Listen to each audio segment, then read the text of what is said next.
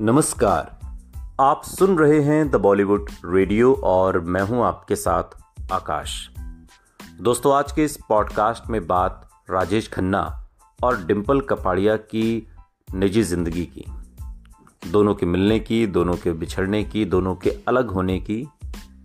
तलाक कभी नहीं लिया, लेकिन कई साल ऐसे बीते जब दोनों साथ नहीं रहे। शुरुआती दौर में रहे और बाद के आखिरी के दिनों में। लेकिन आज का ये पॉडकास्ट का जो किस्सा है वो हम नहीं सुनाएंगे, वो सुनाने वाली हैं राजेश खन्ना और डिंपल कपाड़िया की बड़ी बेटी ट्विंकल खन्ना।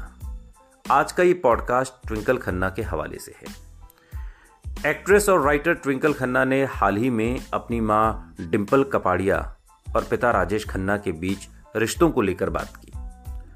ट्विंकल बताती हैं कि उनका पालन पोषण उनकी मां ने ही किया है। डिंपल ही हमेशा उनकी सिंगल पेरेंट रही। ट्विंकल मानती हैं कि इसका उनका बहुत उन्हें फायदा हुआ इस बात का। उन्होंने कहा कि अगर उनके माता पिता साथ रहे होते तो आज वो शायद अलग होती।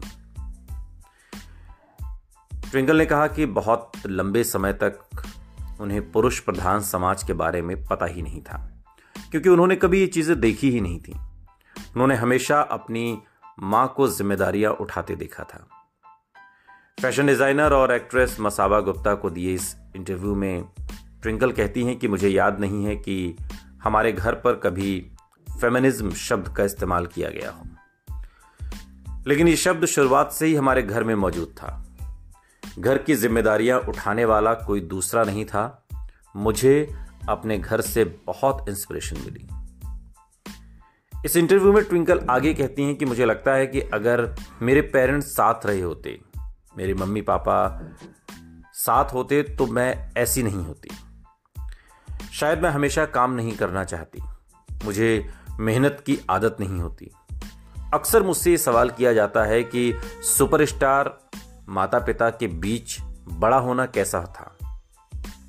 इस पर मैं हर बार यही कहती हूं कि मेरे साथ ऐसा कुछ भी नहीं रहा था जिसे बताया जा सके।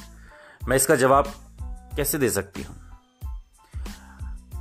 ट्विंकल खन्ना इस इंटरव्यू में आगे कहती हैं कि जब मैं अपनी टीनेज में थी तो अक्सर मैं इस बात पर नाराज हो जाती थी कि वो मुझे कंट्रोल करते हैं, मैं उनकी छाया जैसी हूं।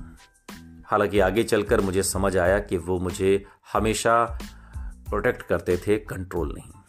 और ये समझने में मुझे बहुत समय लग गया। जब मेरा बेटा इस दुनिया में आया तब मुझे इस बात का एहसास हुआ। मेरा बेटा कभी नहीं चाहता कि हम उसकी हेल्प करें, हम उसे समझाएं, हम उसे बताएं कि ये काम ऐसे करो, वैसे करो, यहाँ मत जाओ, वहाँ मत जाओ, इसके साथ मत रहो, ऐसा करो। कोई नहीं चाहता। और जब एहसास होता है कि हम भी कभी ऐसे ही थे, तो अब तो काफी गुदगुदी होती है मन में, लेकिन तब बहुत बुरा लगता था।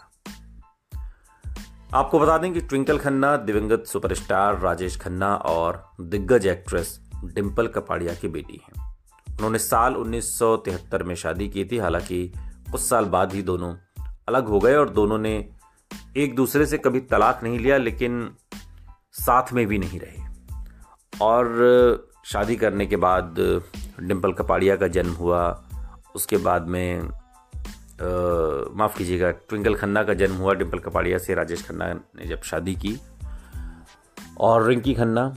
लेकिन बाद के दिनों में डिंपल घर में सिमट कर रह गई और ये बात उन्हें लगातार कचोटती रही कि, और ऑफ़र भी मिल रहे थे, फिल्मों से तमाम बड़े ऑफ़र मिल रहे थे, और ये कहा जाता था कि अगर डिंपल कपाड़िया ने शादी करने की जल्दबाजी न की होती तो उस दौर की सारी सुपरहिट फिल्में उनके खाते में आती, चाहे वो डॉन थी, चाहे वो शोले थी, चाहे वो शान थी। जो भी उस दौर की सुपर डुपर हिट फिल्में अगर आप उन्हें उंगलियों पर गिने, वो सब डिंपल के खाते में जाती।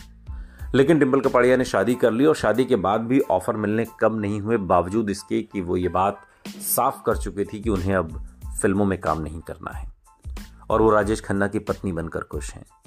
लेकिन शादी के 10 साल के बाद डिंपल कपाड़िया जब बच्चे थोड़े बड़े हो गए तो उन्होंने फैसला कर लिया कि अब आशीर्वाद में नहीं रहना, और अपने दोनों लड़कियों को लेकर वो घर छोड़कर चली जाती हैं और फिर फिल्म आती है सागर और हीरो वही ऋषि कपूर जो उनकी पहली फिल्म बॉबी के हीरो थे। और आप कल्पना कीजिए अगर आपने बॉबी देखी हो और आपने सागर देखी हो, दोनों में डिम्पल कपाड़िया के चेहरे, उनके नूर, उनकी खूबसूरती और उनकी बनावट का इतना फ़र्क नज़र आता है कि पहली नज़र में देखने वाला बॉबी की डिम्पल को पहचान ही नहीं पाता कि ये सागर की डिम्पल है। और उसके बाद कई फिल्में डिम्पल कपाड़िया की आईं और उसके बाद फिल्मों में लगातार डिम्पल कपाड़िया एक्टिव रहीं। आज भी वो एक्टिव हैं, तमाम वेब सीरीज़ में नज़र आती हैं। उसके बाद जो एक्टिंग का सफ़र डिम्पल कपाड़िया का शुरू हुआ साल 1982-83 के बाद, वो आज तक नहीं रुका। सुनते रहिए द बॉलीवुड रेडियो, सुनता है सारा इंडिया।